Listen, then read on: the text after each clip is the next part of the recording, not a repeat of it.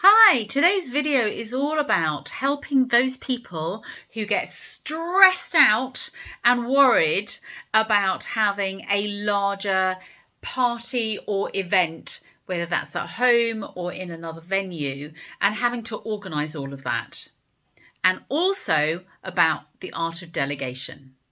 So my name's Gayle Palmer. I'm the osteopath and master NLP practitioner at the Living Elements Clinic near Siddlesham in Chichester. And I am here to try and help you unclutter your mind and create a really successful event so that the hosts can also enjoy that, not just those who get invited. So the first thing that's important, and it really gets missed out most of the time, is getting clear on your intention and the outcomes that you want to have for that event. So if it's a Christmas event, it's probably more likely to be related to family. And it's a fantastic opportunity to get to have memories created, intergenerational memories, share food, share stories, and really be with your loved ones and family. But often the host is so busy trying to organise everything and keep everyone happy that they don't enjoy the event either. And so here are my top tips to having a successful larger event. Doesn't have to be Christmas, could be an anniversary, a wedding even, that has everyone win. So as I said, the first thing to do is to really get clear about the intentions and the reason that you want to have the event. That might sound obvious, but it makes a big difference. How do you want people to feel? What do you want people to see? What do you want people to hear? What do you want people to do? What sort of food do you want to share? What memories do you want people to take away with them? Or even what mementos? Who knows? It's entirely up to you, and that's the joy of creating your own event like this. Write them down. You are going to be making lots of lists, I suggest. Write down your intentions for the event, the day, whatever that might look like, how you want to feel, all of those touchy-feeling things to start with. Because when it all gets a little bit chaotic, you're going to want to have got that written down for yourself so that you can return to your original intention as opposed to get sidetracked. So you need clarity. You need clarity on where you're going to hold this, what sort of meal it is or meals. Is there a theme to the event or something similar? Is there a beach theme or a coloured theme or a seasonal theme or a love theme? Get clear. Write it down in your book for safekeeping. Use your book or your list to also write down suppliers, guests, particular people. What worked or didn't work the last time you tried this, so that you can learn and make it an even better and more remarkable experience. When you're doing the planning and getting clarity, use as many pieces of paper as you need, or even those sticky post-it notes, because you can move them around, readjust, and have the day end up exactly as you want it. And it makes it so much easier. Human beings are visual creatures. We often forget that. So the more visual you can make this planning stage, the easier it is for you to remember and to know exactly where you are. Now, there is quite a lot of work in this, but don't skimp on it, because this sets the tone for the whole of the rest of the planning. And you might want to have some help with this. So you might want to get a party planner in or have some friends involved as well. And that sometimes helps, and sometimes that makes the logistics a little bit trickier. But it's up to you. Always when you're doing the planning for an event like this, though, have some rules in place. No smoking in the house. No children under a certain age at that particular event. No phones at a dining table. Or could you please only wear one particular colour? Might be shades of a colour, but only one colour. If you are lucky enough to have a pool, no one out in the pool without someone being on guard after 10 in the evening. Or turning the disco music down at 11 in the evening or earlier. Print those rules out for everybody to see so that no one is unsure about what they can and can't do. It also means that you can say, did you read the notice? Now, I'm going to assume that you've already got or you've created a meal plan. You've got a venue, you've got a theme or not organised. You've worked out who you want as guests, how many you're going to have, and you've got lists of other things. So you might need to have serving staff or some neighbours to come in to help, or family already set up and ready for doing their part. Talking of family, many people come to a larger event like this, particularly if you're trying to organise it for yourself, will say, is there anything I can do to help? Do you want me to bring a cake? Shall I bring part of a meal? Shall I organise the flowers for you? It's really easy at this point to have your head and your parrot go, oh no, I've got to do it all myself. I want it only done a certain way. Do you know what? Please give that up and say, yes, please. Thank you so much for offering. I really appreciate it.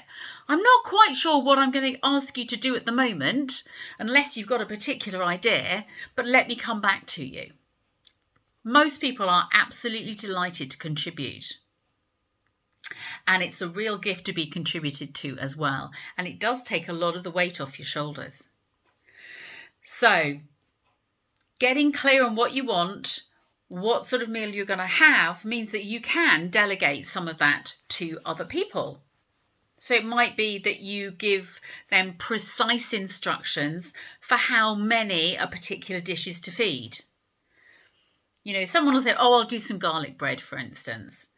Are they feeding 5 or 6, in which case one baguette is long enough? Or are you feeding 20, in which case you need to increase it? But you don't want to end up with so much food, you don't know what to do with it afterwards. So precise instructions of how many it's to feed, if they need to provide a serving dish, and how big, or if you have one, because you need to check that. And when they arrive at the event, does that dish need heating up in the oven? Or does it need to go in the fridge? Or can it just stay out but covered?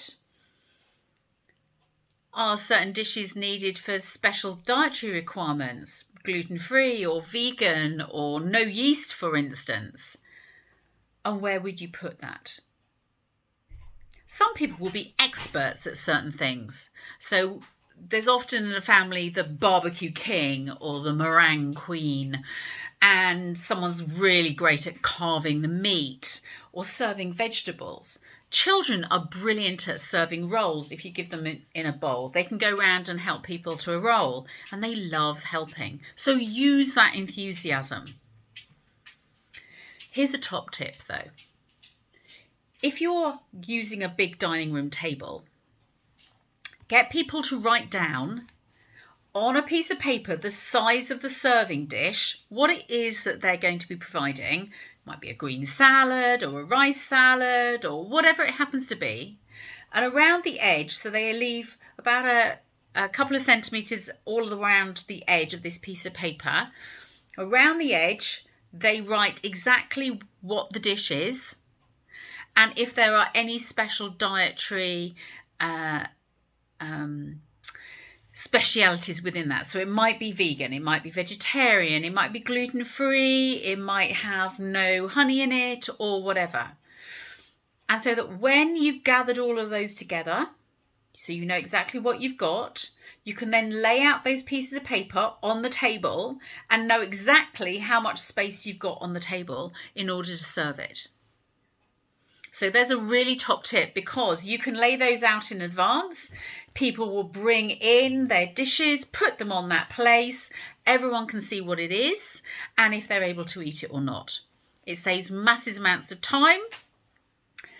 Lots of headache gone because you actually know it will fit on a certain place or a certain table. And everyone knows what they can eat. So, you know, if it's Granny's special, do not eat, this is only for so-and-so, everyone knows.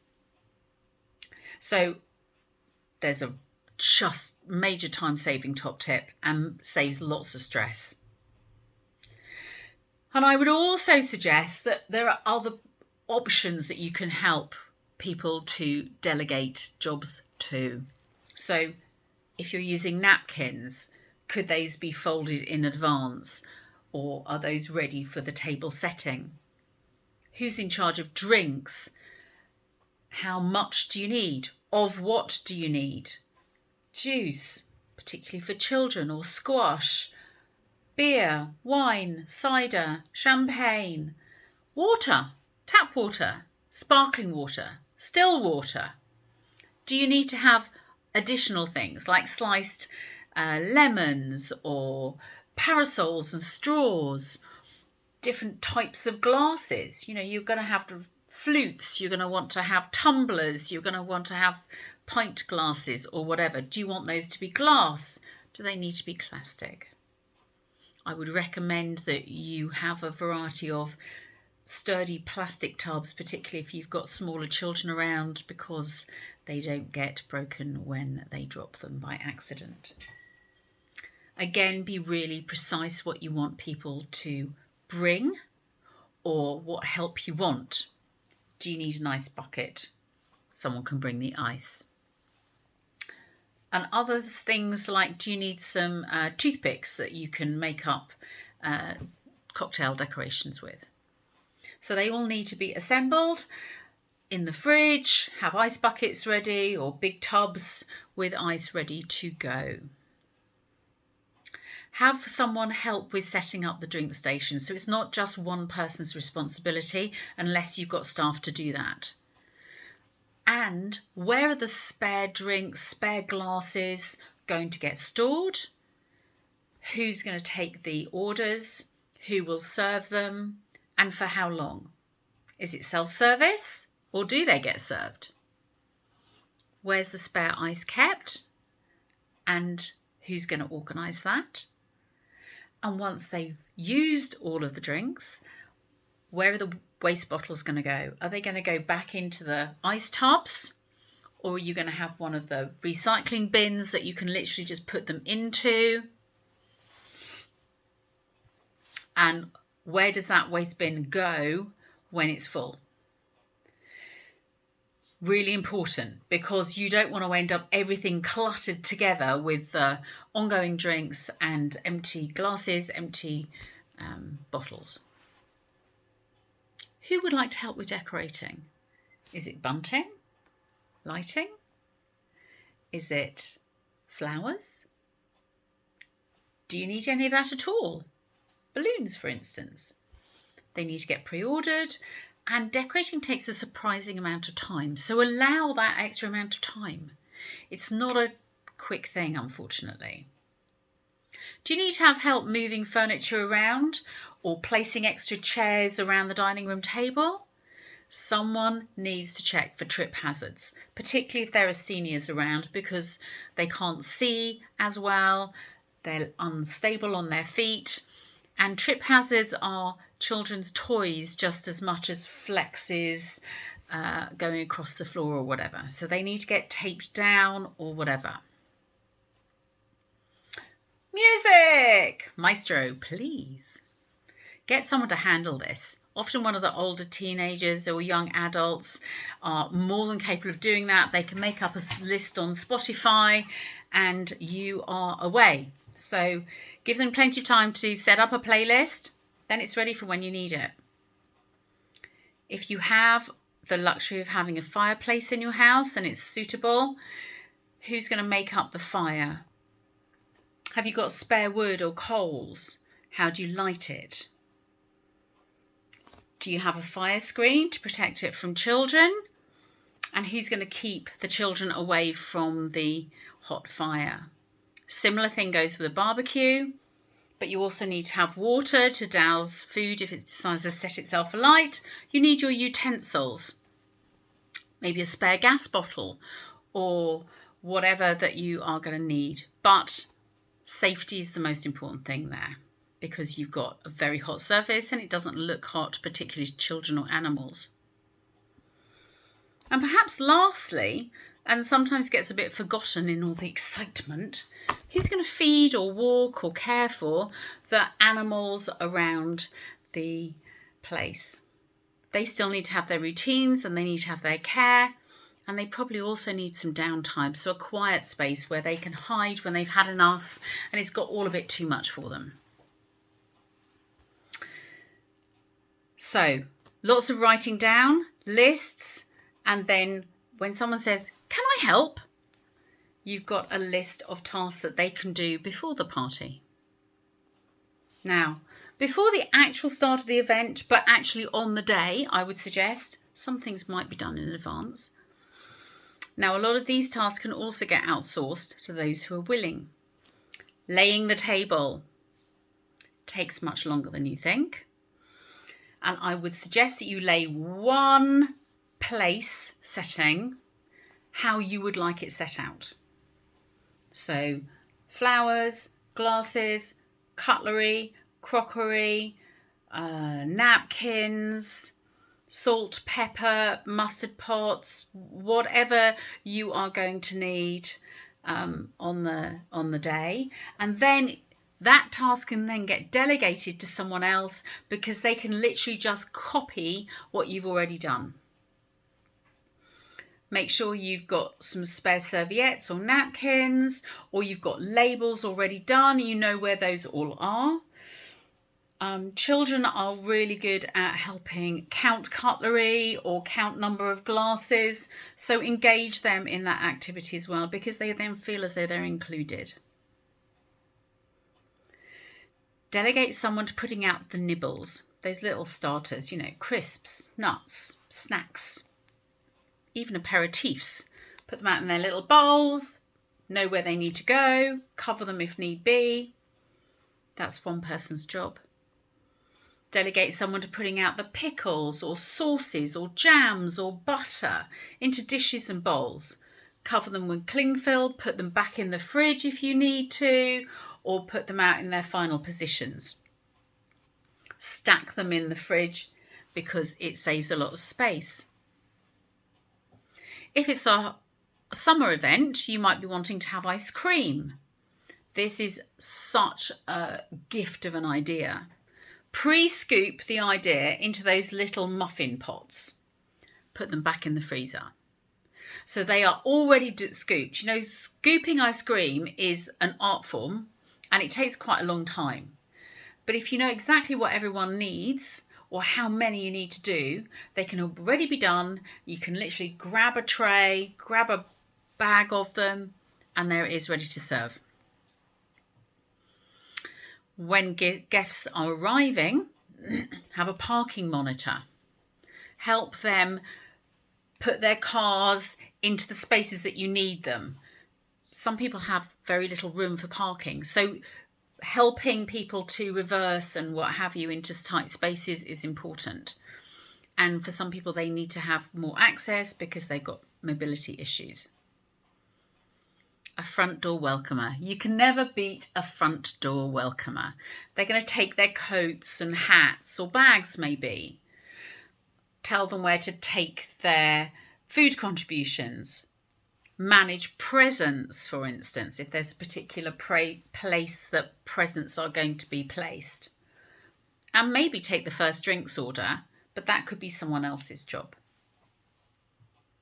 Depending on your rules, you may want to have a basket for everyone to put their phones into, if you want to have a phone-free, electrical-free party. Same could go for the keys. Have somewhere that everyone can find. If need be, put a pen and paper in that they can label. If you have Wi-Fi and they're still going to be able to use their phones, have the Wi-Fi code on or near that basket so that everyone can log in if they need to. If you have seniors or those who have limited mobility, designating one person, particularly at the start, to help that person come in, get themselves at home, seated or whatever, and also have someone help them with their toiletry needs if they need to, or manoeuvrability if they're in a wheelchair. It takes a lot of the stress off them. They don't want to feel as though they're a burden, but if someone's designated specifically to look after them as best they can or make some conversation, they feel included, which is lovely. They also may need some downtime and a quiet room in much the same way that often the pets do. Parties are noisy occasions. There's a lot of high energy and lots of noise. And as you get older, you can't hear as clearly. If you've got hearing aids, it all just sounds like a cacophony of sound, and it's exhausting if you're used to living on your own in a quiet environment. So they may need to have a quiet room where they can decompress, talk quietly to some other people outside of the main hubbub or main room. Child support. Child support, children make parties, but they also cause a lot of angst and anxiety. Enrolling a teenager or a group of them to look after the small children is fabulous. But don't forget that doting aunts are also a very useful resource, and they're more likely to keep an eye or be aware of accidents before they happen. Consider creating a child zone where they can have special activities or games or tasks given to them. And at mealtime, feed the younger children first. Keep them hydrated with water. Try and reduce the amount of sugar that they have in drinks, because they start bouncing off the walls and then it all becomes very hard work for them and everyone else. The next tip is crucial. Have someone who is a toilet cum bathroom monitor and cleaner. Have plenty of paper towels or hand towels available, and particularly given that people are now in environments that are well outside their normal bacterial environments, infection control is particularly important at a party. So consider having disposable paper towels and a bin that they can go into where people can dry their hands. Have tablet soap and liquid soap available. Have a first aid kit available and obvious. And someone needs to check toilet supplies and clean up at least every hour. So whether someone has, whoever's delegated has that on the phone as a little reminder every hour, whatever it happens to be, it makes for a much nicer environment and everyone knows what's happening that way. So parties can be difficult if people don't know each other well. And having some icebreakers is a fabulous way to get the party off to a great start and have it continue. Maybe consider having some conversation starter ideas on little post-it notes around the room. Even on plants. How's your career going? Where's your next holiday? If you could do anything you wanted, what would it be right now? Or in the next 5 years? What do you see yourself doing over the next year? Have you got holiday plans? Have those little conversation starters to break the ice. It's very simple to do. And actually, you get to learn something about the people in the party that you would never have thought of. There's always one. There's always one person in the group who is diametrically politically opposed to something else, or only loves the red football team and everyone else is on the blue side or the yellow side, whatever it happens to be. Someone also in the party is good at deflecting conversations or changing the subject if there's a particularly contentious subject coming up that will bring upset. They're the peacemaker in the group. Give them the job of interceding, changing the subject, and helping the harmony. That is not the host. Are you interested in keeping memories? Organise some photographers in the group who can go around. Might be some of the children or some of the adults who like taking photographs, and you then don't have to. Having a big group photograph is fantastic, but those little incidental photographs are lovely. Children are also great at handing out nibbles and drinks. So give them a job. They'll love it, even if it's only for half an hour or 20 minutes. And then someone perhaps goes around and goes, oh, could you go and check if someone needs some more nibbles? Enjoy that before the meal part. It's very sociable.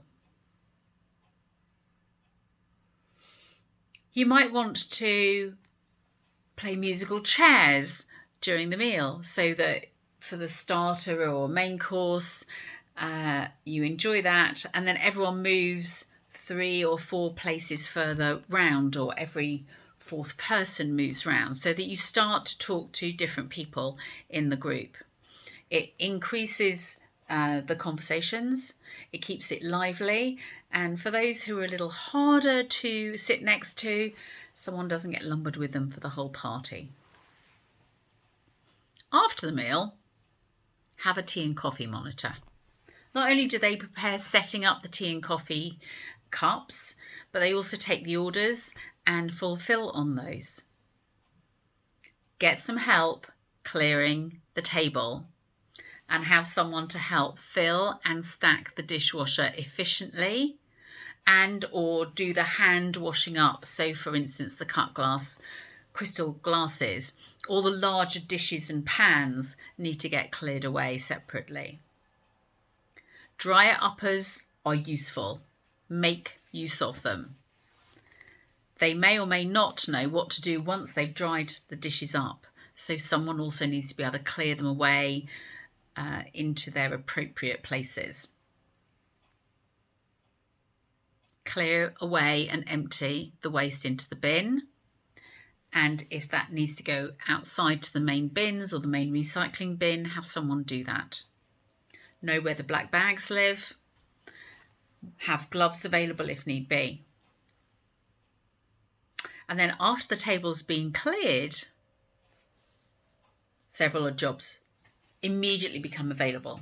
Have someone vacuum or sweep underneath and around the main table or in the reception room. Designate someone to reset the table. Again, do one placement at a time. Napkins, glasses, cutlery, whatever it happens to be. And then put any used dishcloths, napkins, towels into a wash basket if they're linen or whatever. So they are out of the way and you've got a fresh stack out ready for the next use. When there's a party, particularly if there are children or there are adult games taking place, playing the tidying up game is a boon. Children like tidying up games, surprisingly, if you make it into a game rather than they should. So see what you can do with that, and delegate someone to looking after the presents or gifts. So someone, if there's been a Christmas unwrapping, for instance, someone has a notebook, page for each person, and they note down what they've been given, and they note down what that present was and who it was from. Thank you notes are really welcomed and appreciated, and they also indicate your gratitude for the thought that's gone into that present. Without a list, not everyone can remember who gave you what, and that's not possible. Okay, so the main food event's perhaps gone past, but people are still thirsty. Are they going to be self-serving? maybe by that point, but someone needs to restock the fridge so the drinks are cooling, or top up the ice buckets as well. So who's going to be doing that job once it's been cleared and tidied? As I've mentioned previously, have a quiet room where adults or children can decompress or have a nap. And also, perhaps in that room rather than elsewhere, have medications on hand for seniors, where and when they may need to be taken, or for other reasons. Gaviscon, Rennies, paracetamol perhaps, cold compresses available for lumps and bumps when people have knocked themselves. They need to be in a safe place away from younger children and temptation, but be accessible for those who need to use them. So hopefully this is beginning to get your thinking caps on, but there's a few other things to consider. Drink driving is a serious offence, so it is imperative that there are either designated drivers for people going home, or you've already pre-arranged a taxi and a pickup time. Who is also going to manage those who have got drunk? Really important to have a clear idea of who's going to be in charge of them. And then if guests are staying over, where are they going to sleep? Do you need to have done some guest room preparation, or are they bringing their bedding with them? Do you need sleeping bags for the floor or sofa, or are they out in the tents in the garden? It's particularly important for children to know what's going to happen next. Although children love fun surprises, that sort of thing can get them quite upset. So allaying any upset fast and beforehand so they know what's going to happen makes a big difference. So these are kind of some of my top tips to help you have a successful larger event or occasion without hitch, and so that the host gets to enjoy that experience as well, versus feeling rushed, stressed, overworked, overtired, and then feel devalued and a bit of a martyr. Now, I know that delegation can be a bit of a mental jump for people, but here's the thing. Try it out. Say yes, please, I'd love to have some help. Make requests. Have a list of tasks that different people can do, or even different age groups can do, and that they can choose and be responsible for. Contribution is a gift for all concerned when it's done well. If it isn't done well, life can get quite stressful. So, just a little reminder, make a list of what you want at the event, how people will feel and those memories, what's going to stick in their mind afterwards. And don't forget, it's really easy to fall in the trap. If you wanted to have balloons but there wasn't enough time to blow them up, do you know what? No one else is going to know. They're just going to see what's there. Unless you go, oh, I was going to have this huge balloon arch and I just couldn't. Put yourself under that pressure. They get what they get. No one's going to worry. As long as there are no major disasters, everyone's going to enjoy themselves. People want to help and they're willing to help. A lot of people's families are, we all muck in together. They just need to be asked and directed appropriately. So use your lists, put some of your lists up where people can see them and they can take on responsibilities. And you know what? If you've done all that cooking, you don't do the washing up. Someone else gets you a drink and they entertain you and you get to stop. Last and foremost, relax. It's just a few hours and then they'll all be gone. The food will be eaten, the drink consumed. The tidy up hopefully will be largely complete and you've got your memories. Congratulate yourself and congratulate all those others who've also helped. Have a great time and thanks for listening.